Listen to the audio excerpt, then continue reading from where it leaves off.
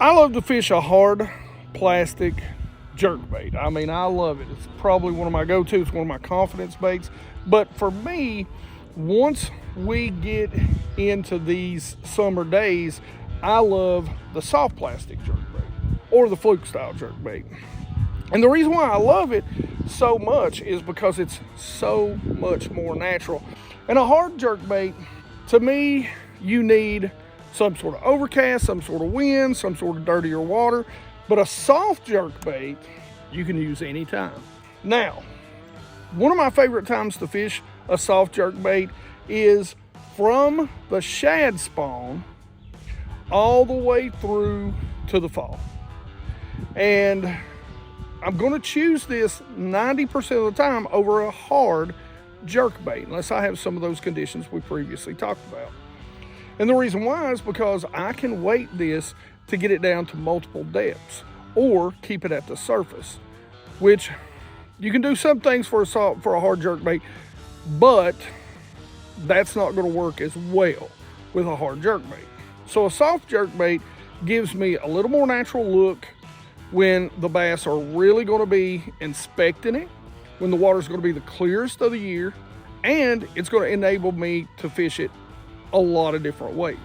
From weedless, which you really can't do with treble hooks, to exposed hook.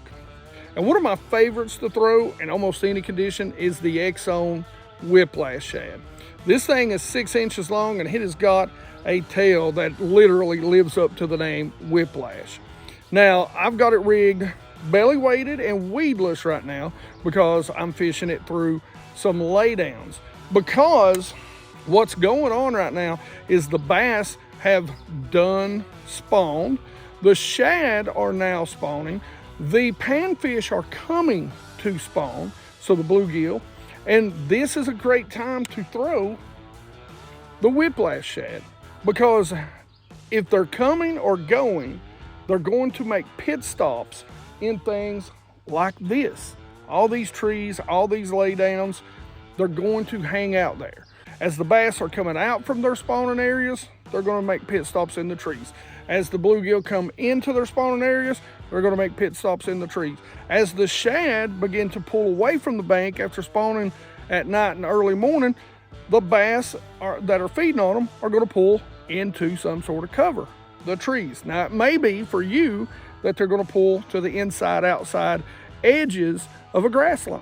But that's what makes a Whiplash Shad such a good bait to cover water with.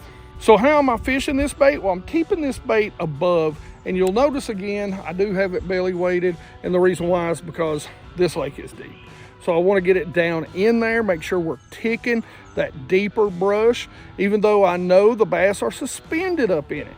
So they're not on the bottom or we just flip. Now, this is the perfect tool for that job. And I'm going to do a few things. I'm going to skip it in there. If you can't skip it, just cast it in there. Sometimes skipping it in there, it's like ringing that dinner bell. So if you can get it in there, and these things are a great way to learn how to skip because they're pretty easy to skip. And then I'm going to do the same exact thing that I do with a hard jerkbait. I'm going to twitch, twitch, pause. I'm going to twitch, twitch, pause. I'm going to twitch, pause. So keep that cadence erratic. I know everybody talks about having a set cadence, but it's really best to have an erratic cadence. So twitch, pause, twitch, twitch, pause, twitch, twitch, twitch, twitch, twitch, twitch. Make it erratic, you know what I'm saying? Now you can use this on a spinning rod combo or a casting combo like I have here. This is actually my hard jerkbait, my smaller hard jerkbait RodReel Combo, and it works great for this. I like it because I'm going to throw over a lot of laydowns, blowdowns, over a lot of wood. So this is a Fitzgerald Versa. This is a 7-foot medium action, moderate fast tip. It's got the microwave guide so that I cast it a little bit longer, and I've got that coupled with the Lew's Custom Pro. They've upgraded this again to the all gold, which I find rather tacky, but this is a good reel to toss light baits. This is one of my favorite speeds for any sort of bait where you're going to walk the dog or jerk, and that is 6/8 to 1. Got that coupled with K9 Pro 100% fluorocarbon, and I've got that anywhere from 8 to 12 pound test depending on how much cover I'm going to skip this thing into. And by the way, we got a 10% off discount for that. Now, I always tell you when it comes to hook set, this is going to be one that I'm going to tell you. That's why I use a super line hook, and we'll get to all that a little bit later on how to rig it. But generally, I'm going to 45-degree hook set because I don't want them digging back down into that brush or into that grass. So we're going to 45, and we're going to get them out here to the open water. You can boat hop these bad boys, or you can get around there and land them on your thumb. Up to you. He threw up a bunch of shad as we were going because shad spawn's going on. And now let me go show you what makes the Whiplash Shad by XZone so special. What makes the Whiplash Shad really special when it comes to soft jerk baits is the action of it. And that starts with the design. Part of the design is that it only comes in a 6-inch size. One of the unique things, of course, is the tail. It's not forked, it's long, and it's flat, which really gives it that unique sort of side-to-side sort of hunting action. I don't really want to call it darting, and I don't really want to call it an S action. It's pretty unique. The next thing that makes it really unique is this head. The head is pretty small, but it tapers at the point. So if you really want it to dive, the head's going to help you to do that. Or if you want it to rise a little bit more and pop across the water, that head will help you do that based on how you put the hook in and what style of hook and what style of rig you're using. And like most, it does have the split belly. So you don't have to worry about a lot of plastic for the hook to go through to be able to get a good hook in that bass's mouth. So now let me show you a few of the colors that I use regularly. This is Smoke Pearl Laminate, one of my favorites. This one is Minnow Magic. This is Electric Shad. And during the shad spawn time of year, which is right now, you really gotta have Snow White. Now, these baits are pre-scented, just so you know, with that exclusive X formula from XZone. This is my favorite. It's probably my go-to in any situation. This is Pro Blue Red Pearl. There are a ton of ways to rig this bait up. You know, you can nose hook it, you can Texas rig it. This bait is incredible on a Carolina rig, but I like to use it, and where I think it shines is the same way you're going to use any Fluke style bait or any jerk bait from hard to soft, and that is jerking, twitching, getting that very erratic motion. I fish such deep, clear lakes that, you know, especially during the summer, this is actually one of my favorite techniques to use. So I like to weight these baits a lot, and I like to rig them either completely exposed or Texas rig. Now, one of the ways I like to, and I've been tinkering with this, especially with this bait a little bit, is of course the good old hover rig. That really gives this bait some unique action, and you can really hide that hook because you're going to have a lot of the head exposed. So it's going to give it some really unique up and down, side to side action. Next up, and pretty much as always, just a standard hook. And I'll rig this weightless, and I love these Mustad grip pin hooks because it really keeps the head up on there. And that's something that you can rig to have the bait pop up on top of the water or just dive and zigzag just below the surface. Now, if you like to use a grip pin, this is from Gamakatsu, and that's another good way to rig it. One key I'd tell you about this is make sure when you screw it up on there that is as straight as possible and not twisted one way or another, or you're going to get a little bit of a weird list out of it. So I'm not a huge fan of doing it this way, but a lot of people do.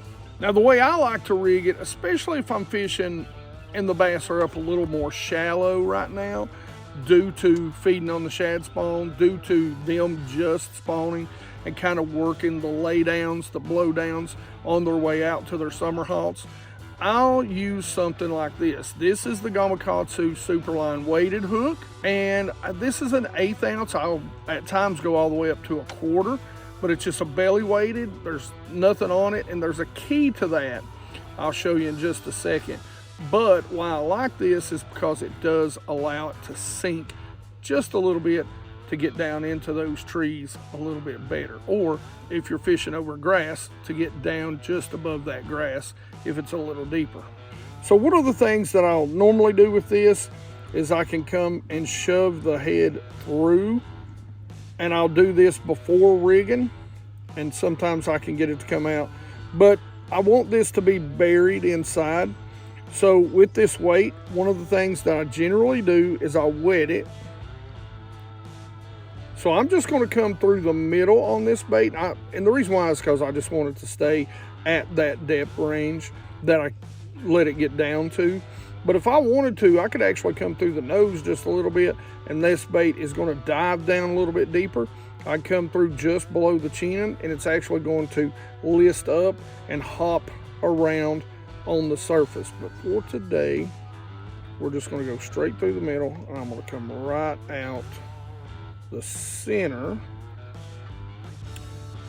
of the split belly. Now this is where, like I said, you want to wet it, because you're going to push it up on there and you'll pop it just over your line. You'll kind of see where that comes out at. Roll it, come straight out the middle, and you can see it almost lays, but I go ahead and just expose it right there. Now the knot's always important, and what I always say is tie the best knot for you, right? Like you geeks know, I like to use the Pitzine knot, so I'm going to use that. It's basically come through the eye, wrap it around about 5 to 7 times, come out the top loop, wet it, cinch it down, and cut the tag in. Now one thing that I will say, hey guys, check out Avid Angler. This glue has been in my boat, I think, for 2 years now, and it still works. Put a little dab of glue on here to help keep this up as you go. And by the way, links to everything in this video will be in the description. If you don't mind, make sure you either scan this or click on the link in the description. Bookmark it for me either on your phone or your tablet or your computer, laptop, whatever you're using. And when you go to Tackle Warehouse to make a purchase, please click on that bookmark or that link or the links right here on this video. It does help us out just a little, and it doesn't cost you an extra $1. That's how I fish these 90% of the time. You can do a lot of different things with them, like I said, from Carolina rig to drop shotting to just nose hooking them. Tons of stuff you can do. I love to fish them where you can't fish a regular jerkbait, especially this time of year. So, speaking of a hard bait and the difference between hard baits and soft baits, that video I was telling you about earlier, make sure you go check it out right here. It'll help you catch more fish. Otherwise, questions, comments in the comment section below. Like it if you like it. Don't forget to subscribe. Make sure you ring that bell so you get the notifications when these videos come out. And as always, you geeks rock.